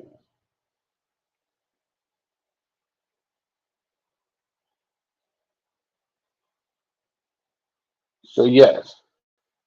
So right now, so Judah and Benjamin are right here together, right? Now you have Simeon within Judah, but the scriptures specifically say that once I can find at first the tribe of Judah was the only tribe, the only tribe that went with Rehoboam. Everyone else went with Jeroboam. All right. So after that, though, Benjamin ended up coming back. I'd have to look up specific. I think they came back. I think because they were preparing for war. That's what it was. There was going to be a civil war, and I believe Benjamin then decided to side with Judah at that point. But yes, that's where it became the southern kingdom. Everything down here, and everybody else was up here as the northern kingdom. Let me know if that's answering your question. Kind of like double question.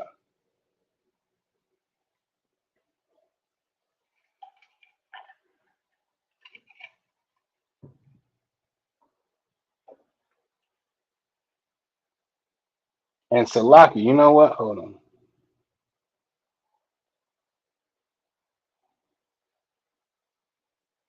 And one other thing I'm gonna say. So at this point, Levi was not truly considered to be a tribe. Okay, because if you count these tribes, you have Simeon,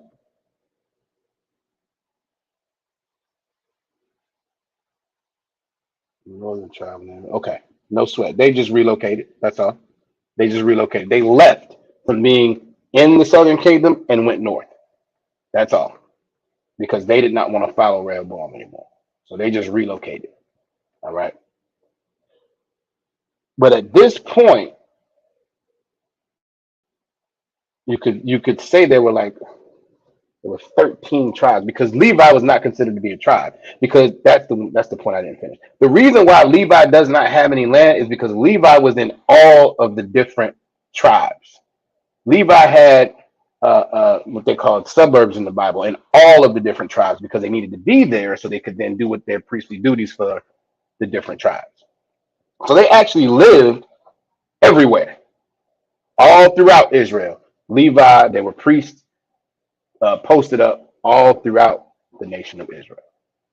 And because of that, they didn't have any land, which is also why they didn't really have to do any major traveling. There might have been some within the different tribes, but no major traveling. All right. The other thing, right, because they didn't have any land at this point, Levi really wasn't considered a tribe. So it was like 10 tribes actually went. Again, the pieces got ripped in 10, right?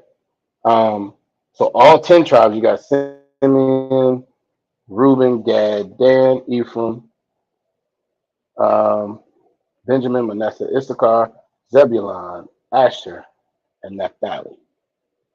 Right. That's 11 right there. Then you add Judah, that's 12, and then you add Levi, it's actually 13 at that point.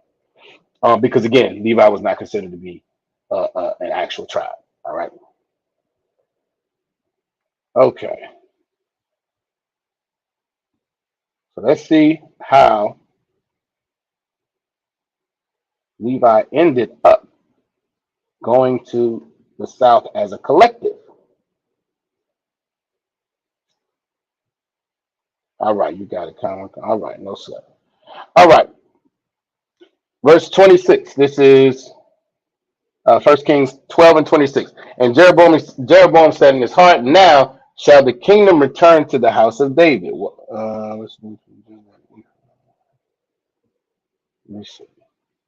What's between Judah and Ephraim? I don't have that tribe. Back to the map. Oh, shucks. Hold on. I'm doing too much. Dang it. There it is. Let me pull it back up.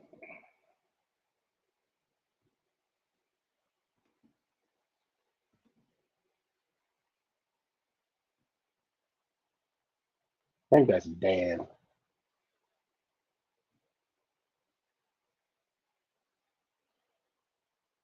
You talking about this little pink right here? That's Dan. You too wild. You answer your questions. No sweat. He says a lot of you. Yeah, that's Dan. So it's Judah, Dan, and then Ephraim. If that's what you're talking about, I think that's what it is. This one over here is Benjamin. It's like a Benjamin in between Ephraim and Judah. This I don't want you to get too stuck on this though, because it's not gonna matter much longer. It's Locky.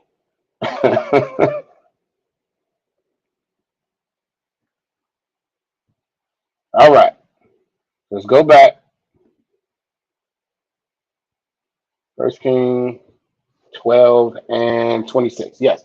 And Jeroboam said in his heart, now the kingdom shall return to the house of David. Meaning he's worried because there's been this split.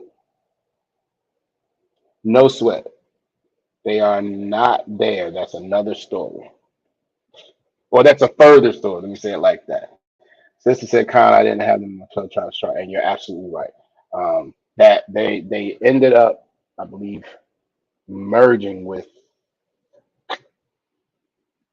I want to say Manasseh, but I gotta look that up. I believe they got to a point where they didn't have enough.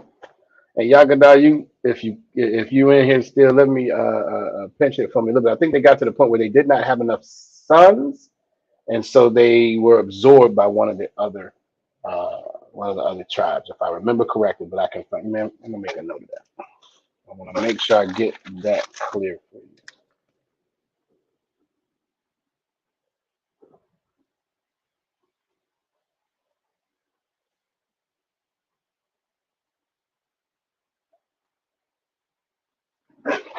All right. So because of how Jeroboam came into his kingship, he was a little insecure. So he made a great decision. Let's see what he did. It says, verse 27. It says, "And this people, Salaki, if this people go up to do sacrifice in the house of the Most High at Jerusalem, then shall the heart of his people turn again unto their Lord, even unto Rehoboam the king of Judah, and they shall unalive me and go again to Rehoboam, the king of Judah." So what is he saying? I've just inherited these 10 tribes, but they would have followed him if he had a better answer, right? They're going to end up going to Jerusalem to do their sacrifice and the thing, and then they're going to want to follow back with him. They're going to want to get back with him. Their allegiance is then going to go back to him. If that happens, I know what's going to happen to me. Makes sense. It's not a bad thought. Now the reality is the Most High handed you this. The Most High gave all 10 tribes to you, but you're worried about them still leaving. So let's see what happens, because he was pretty. No, I'm not gonna say that. He wasn't that bright. There we go. The water. Dan was dispersed throughout the rest of the 12. Gotcha. Yeah. The water. Verse 28 says, "Whereupon the king took counsel," and look what he did, because he was a genius, "and made 2 calves of gold, and said unto them, It is too much for you to go up to Jerusalem. Behold, thy gods, O Israel, which brought thee up out of the land of Egypt." So what has he just done? In a word, what has he just done?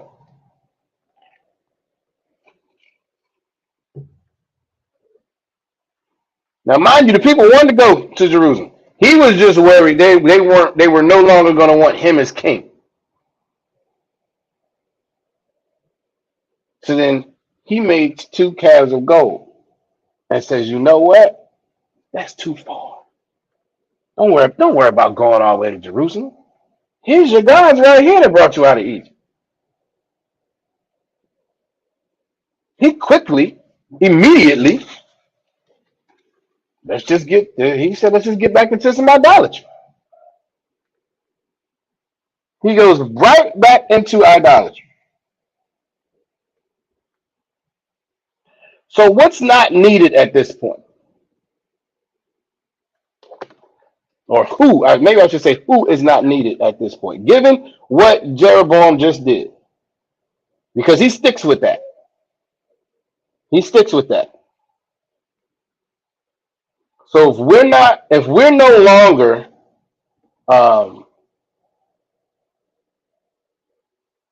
once the northern kingdom is no longer following after the Most High, who's no longer needed?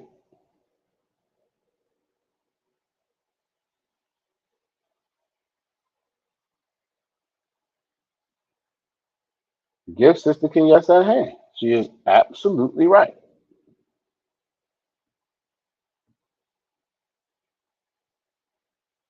Now that we're not following the Most High, Levi is no longer needed. Their whole job was to do the priestly duties to make sure that they kept that they enforced the law, that they made sure they did the sacrifices, that gave counsel, and this was all in reference to being a priest and prophet of the Most High. But now you're not even following the Most High anymore, so Levites no longer needed. Second Chronicles 11 and 14.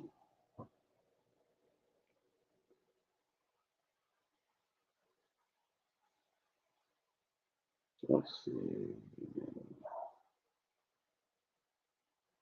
Yep. Second Chronicles 11 and 14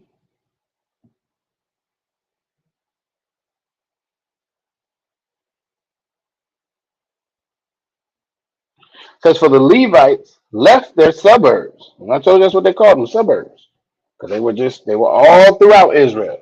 Left their suburbs and their possession. They left everything and came to Judah and Jerusalem. For Jeroboam and his sons had cast them off from executing the priest's office unto the Most High. Jeroboam said, "You're no longer needed. Stop. No one cares. We got these golden calves. We out here worshiping idols now. No, you can do nothing." And so what did they do? Well, the only thing that makes sense. Well, the kingdom of Judah is still doing a little bit of stuff. Well, I mean, if you continue to read, Judah wasn't really following all. They weren't doing everything they were supposed to do, but they were closer to where they were supposed to be. So that's where we're going. Make sense? So that's how you ended up with Judah, Benjamin, and Levi. And that's how Levi more became a more somewhat established tribe. And that's why it wasn't necessarily considered one before, but that's where we are. That's how we got to that point today. All right. Now we're going to go to Second Kings. Is that where I want to go? What's time we got? Ooh. Keep going. We're going to keep going. Second Kings 17. So you can see where the northern kingdom is going, right? Jeroboam wasn't even in charge long, and now we got golden calves, right? So this is really where. So that's how we have the split. That's how you have your northern and southern kingdom. This is now what happened to the northern and southern kingdom, okay? Because over years there's different kings who come and go in northern kingdom and the southern kingdom. But as Second Kings 17 and 1 says, in the 12th year of Ahaz, king of Judah, began Hoshea, the son of Elah, to reign in Samaria over Israel 9 years. Samaria was the capital of the northern kingdom. Just like Jerusalem was the capital of the southern kingdom, Samaria was the capital of the northern kingdom. Verse 2, and he did that which was evil in the sight of the Most High, but not as the kings of Israel that were born before him. So he acted a fool too, as far as the Most High is concerned. He wasn't following the law, statutes, and commandments either, but he took it to another level. All right, not as the kings did before. He was worse. Okay, verse 3 says, against him came up Shalmaneser, the king of Assyria, and Hoshea became his servant and gave him presents. Who knows what that is? Who can tell me what those presents were? Who can tell me what that is? It says he became his servant and gave him presents. What does it mean by presents?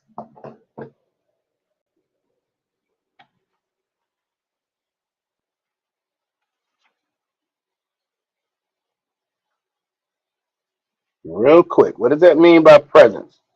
We're gonna end up going over a little bit. I'm gonna tell you that now. It's lucky. We're gonna get through. We're gonna get through. What does it mean? What does it mean by presents?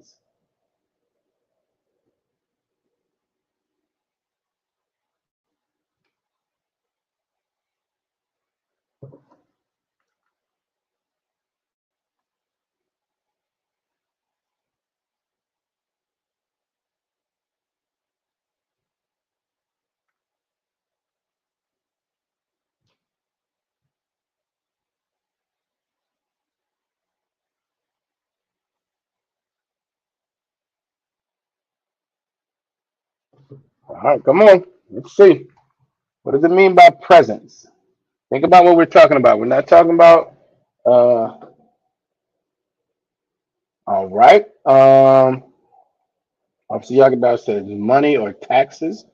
Not necessarily wrong. I want to drill home on a particular word. I want to drill home on a particular word. But you are in the right space. You're on the right track.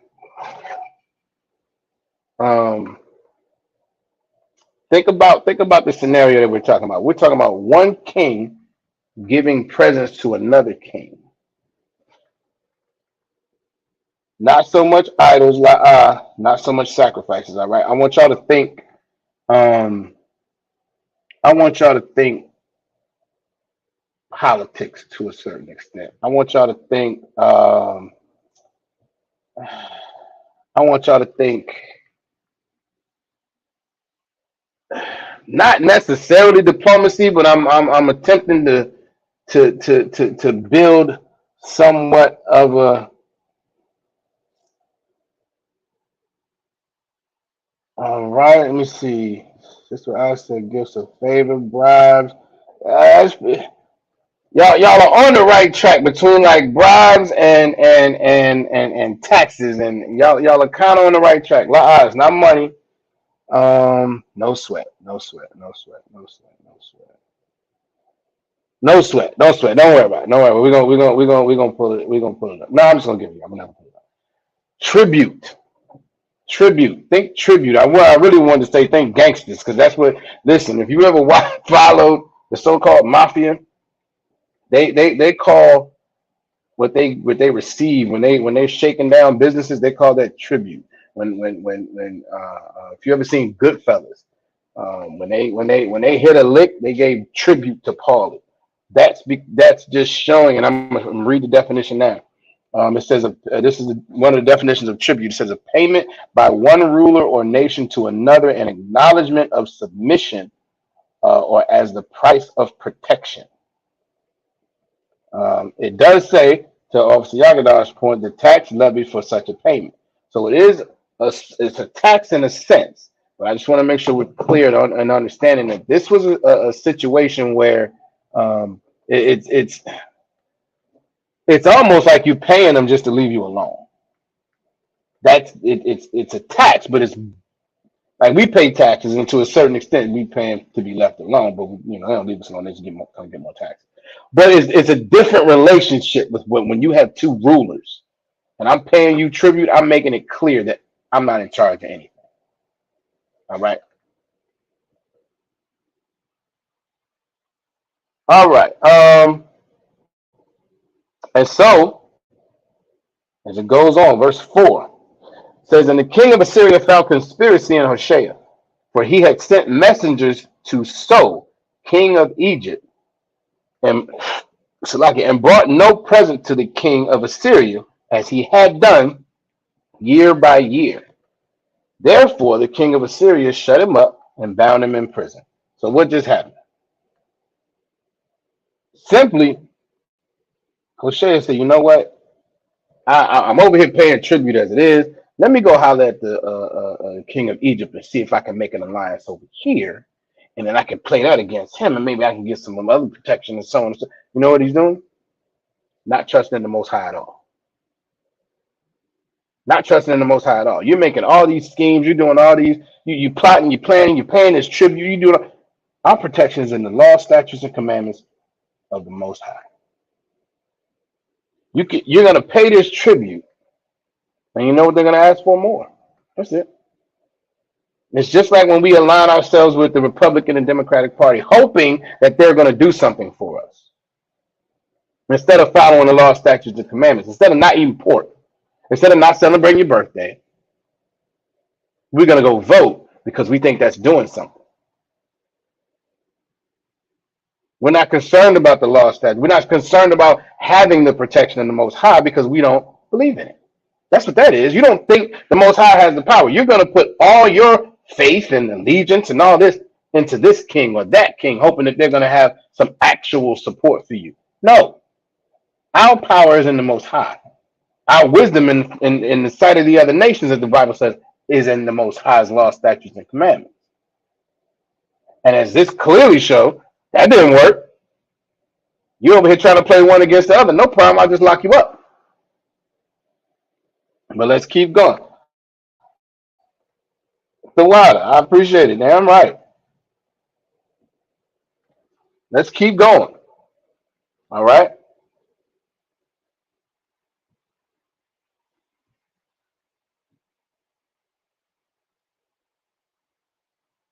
So he locked them up in prison. Verse 5, it says, Then the king of Assyria came up throughout the land and went up to Samaria and besieged it 3 years. Besieged.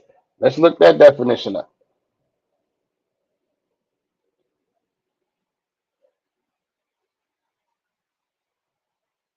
Let's see. To besiege. It says to surround with armed forces. What happens when you besiege? What happens when you surround an area?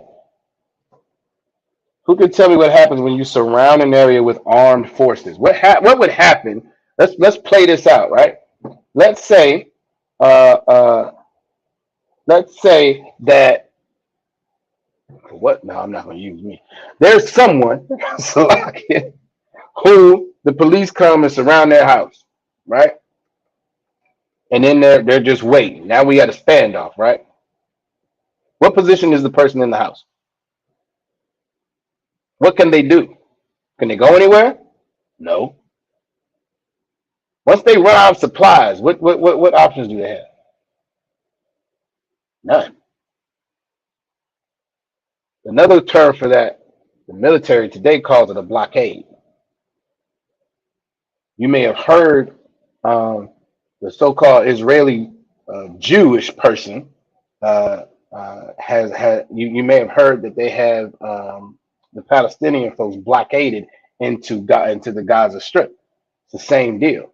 You block off resources at that point. Once you're surrounded, now you're just subject to what I decide to let in or not.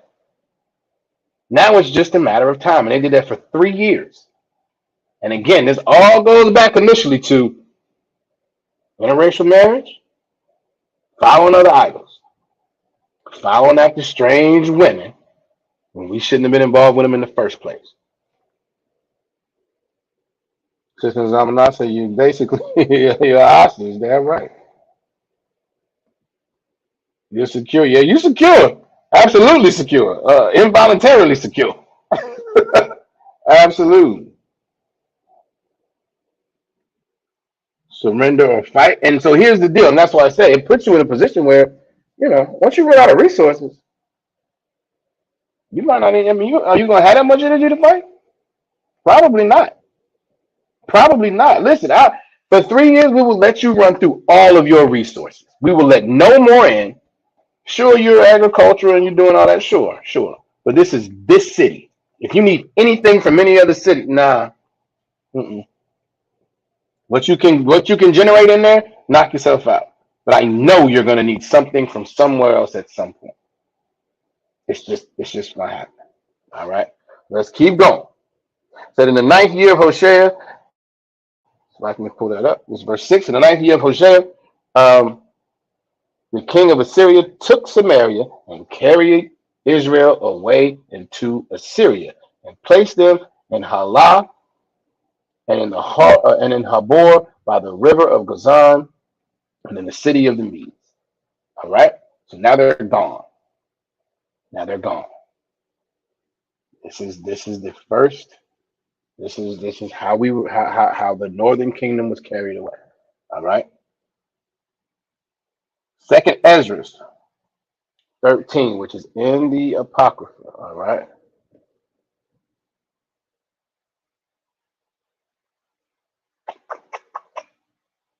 Oh, bear with me. There it is. Second Ezra 13 and 40. I'm gonna try to get through these as quickly as possible.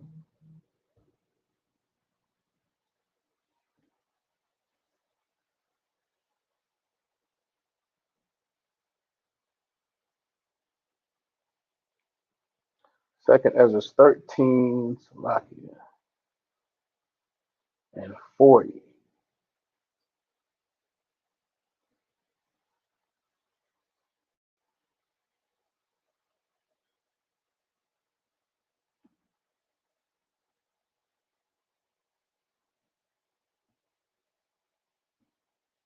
All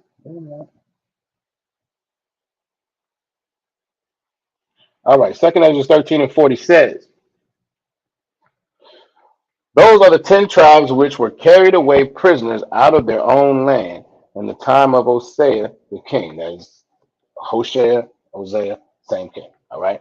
Whom Salmanassar, the king of Assyria, led away captive, and he carried them over the waters, and the same they into another land. So, who can give me the precept real quick to what I just read? Who can give me the precept real quick to what I just read? I'm going to read it again. It says, those are the 10 tribes which were carried away prisoners out of their own land in the same time Hosea the king, whom Salmanassar, the king of Assyria, led away captive, and he carried them over the waters. And so came they into another land.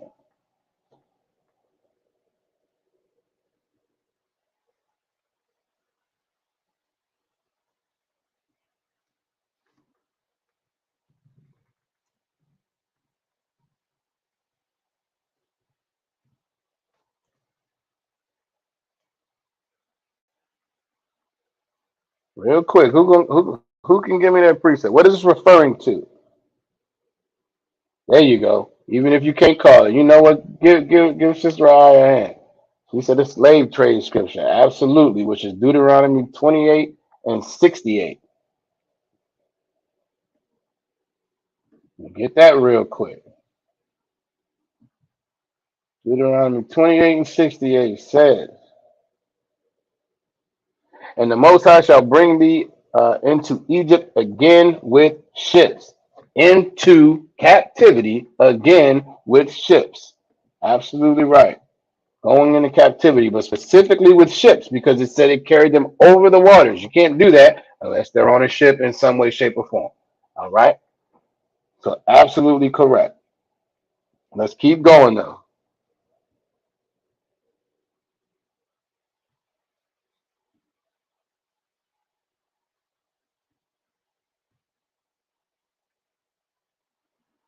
Okay, verse 41. But they took this counsel amongst themselves that they would leave the multitude of the heathen and go forth into a further country where never mankind dwelt.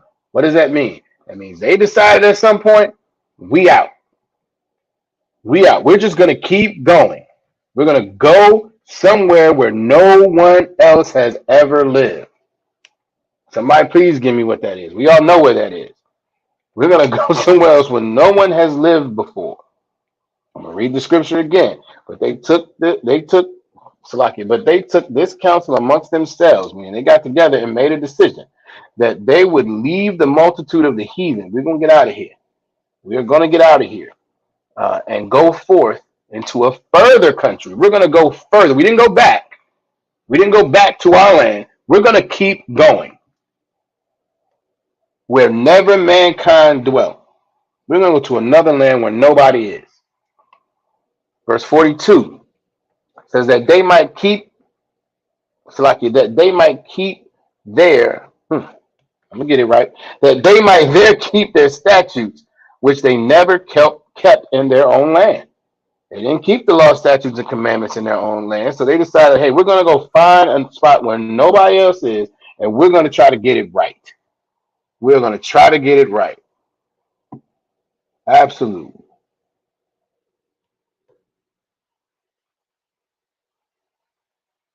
Right. That's what we're reading right now. Absolutely. Absolutely. Give Sister Nizamana a hand. This is talking about America. This is talking about North Country, aka Americas. Exactly. Exactly. Let's keep going. Verse 43, and they entered into the Euphrates by narrow passages of the river. For the Most High then showed signs for them.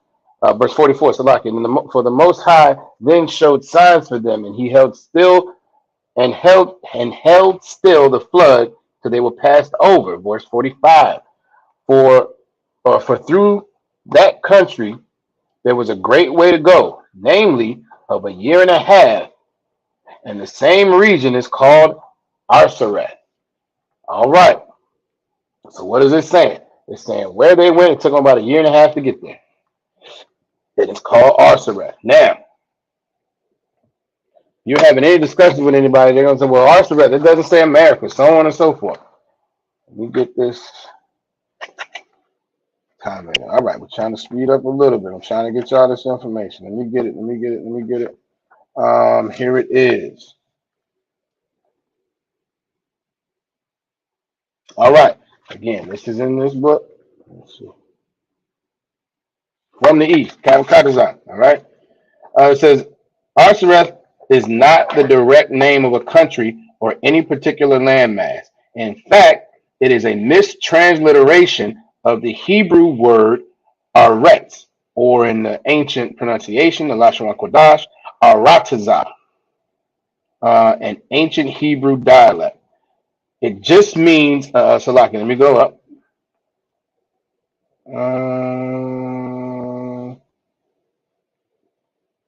The Hebrew word just means another country. It's not naming a specific place. They just went to another country where no man had ever dwelt before, so they can keep the law, statutes, and commandments. All right. So I had to get real quick with this. So if anybody who, I don't know if they're still teaching this craziness in school, but when we were, absolutely, your sister right hand, that is absolutely right. The importance of knowing Hebrew. Absolutely. So anybody who came up in the school system, I'm not sure if they're still teaching, I believe they are, who's familiar with the so-called Bering Strait? The Bering Strait theory that the so-called Native American Indians came through the Bering Strait, right?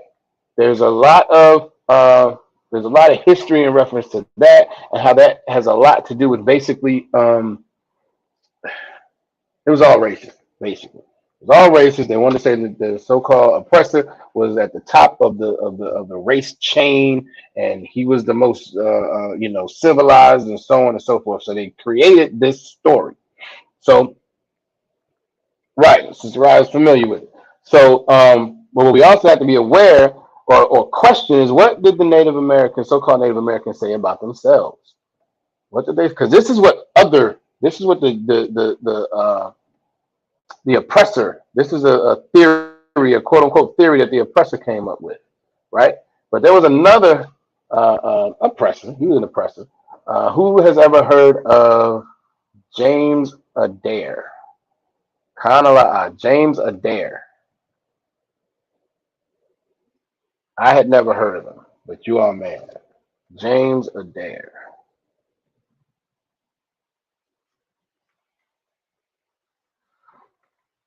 James Adair was a fur trader. James Adair was a fur trader that dealt with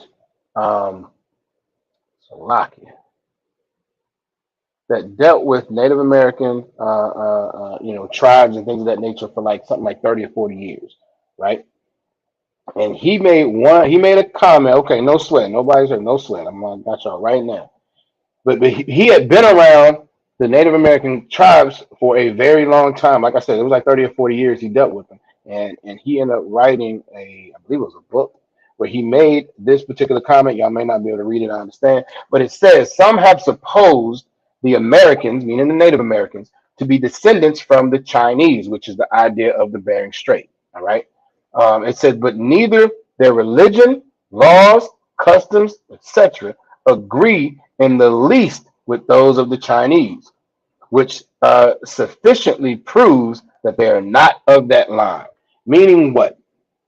Meaning this idea of the Bering Strait, if they came from that culture, then there should have been some type of similarity, but it's not. In fact, the similarities are with the 12 tribes of Israel. Now, I'm trying to give y'all all this tonight. I don't know if I'm gonna be able to get it all out, but no, I'm gonna have to wait. Lucky, we already at 9:15. Next class, what we're gonna do is go into who Columbus was really looking for how he brought translators who spoke Hebrew with him to engage with whomever he found over here, because he was very he strongly believed that the northern 12 tribes of Israel, a good chunk of them, had come over to this land. It was not about him trying to find another route all the way to India and all that stuff. He was looking for the 12 tribes of Israel. We'll get into it in the next class. All right. So with that, I'm about to get into these security announcements. If there are any other questions or anything, y'all let me know. Um, and I know this has been a little bit, we're stretching this. It's been several classes, but I want to make sure that we have a good foundation for understanding how our so-called Northern Kingdom brothers, our First Nation brothers, so-called Latinos and Native Americans, how they are Israel and why we understand that to be the case. It absolutely is the case. These brothers and sisters came over here way before the transatlantic slave trade, and they were taken away in captivity on ships way before we were. All right. And we even say, obviously, we've taught, even when the transatlantic slave trade started, they were the first ones to be on those slave ships. They absolutely are Israel. We're going to get into some more of it, some more of the archaeology, and again, the proof that's both inside and outside the Bible. We're gonna get into it all. We're gonna get into it all. Hey, the water, appreciate y'all. Appreciate y'all participation as usual. Definitely appreciate y'all. The water, absolutely. I appreciate y'all coming in, being ready. All the con, the water, y'all. All the enthusiasm, all of that good stuff. We definitely appreciate it. All right. So bear with me.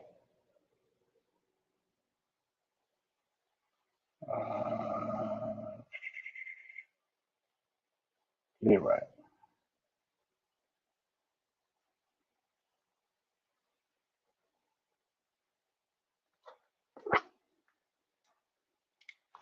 Get it right.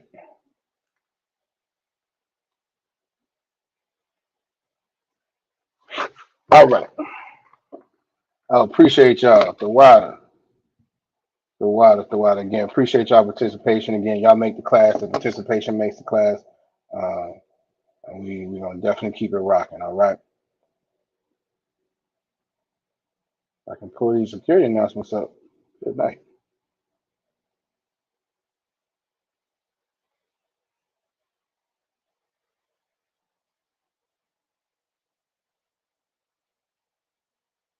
There we go. All right. We at the ISUPK started out of 1 West 125th Street, Harlem, New York. Rule for new brother or sister. When a new brother and sister comes into the school, they are off limits for 6 months. They are to be saluted only. They are here to shed themselves of the world. If they need transportation, the camp leader will arrange it. After 6 months, if a brother or sister has an interest in a particular person, he or she must get permission from the head to speak to a brother or sister. There is another 6 months in which the brother and sister will court each other. After this 6 month period, the brother and sister will get permission from the head to marry. Tithes, which is a commandment. You can find it in Numbers chapter 18 and 21. You can also find it in Malachi chapter 3, verses 8 through 10. It means tenth, and in the Hebrew is pronounced ma'ashera. 10% of every penny of any increase the Most High gives you.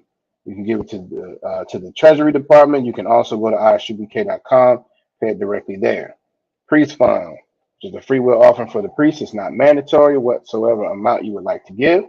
Upcoming Holy Convocation days, we have Purim, which is February 22nd and 23rd. That is a Thursday and a Friday. I know Commander General Yohana is going to be in Durham. I'm not sure. Salakia, Yagadai, help me out. Is it for both nights or just the closing? Salakia. We may be doing something at the school for the opening, and we are still talking about whether we're going to be here or whether we may be in Durham for the closing with Commander General Yohana. So everybody just stay tuned, stay plugged in. for updates on that. All right. And after that, obviously we have Passover. Again, as we said, every week, several times a week. Make sure you are getting yourself prepared for Passover. It's very important. Make sure your plans are made. It's in Durham. It's driving distance. There's time to take off. Okay. Con. Both. All right. No sweat. The water. Can sisters come to Purim? Absolutely. Absolutely. Absolutely. Sisters can come to Purim. Um, but yeah, make sure everything is taken care of. Your registration is paid. Make sure your plans will be off. Make sure your hotel, all that good stuff is taken care of so you can make sure you're in the building to experience Passover. It is something to experience. All right. Um, and where if any brother wants to be a trooper in the school, or if any sister wants to get their Hebrew name, all right, you need to contact the school. You can contact the school. The number is 757-550-1204. All right, I'm going to say it again, 757-550-1204. All right, if you are a brother that wants to be a trooper, contact the school, get in contact. If you are a Virginian, contact the school, get in contact with Captain Dr. Shaw, Officer Uriah Shamath. They will get you straight. Make sure you are in all black. That's black boots, pants, shirt, headband, war scarf. All right, and again, if you are a sister who wants a Hebrew name, do the same thing. Contact the school and let either Captain Dr. Zakna Shah or Officer Uriah Shamath know that it's something that you want to do. All right. I believe I have covered everything. So with that, we're going to give a courtesy salute. Give a courtesy salute to the brothers, Shalom, Yahweh Ba'Hashem, Yahweh Shabbat Rakatham, and to the sisters, Yahweh Shamar Alathan, Ba'Hashem, Yahweh Shah. We appreciate y'all. The water. Shalom, Israel.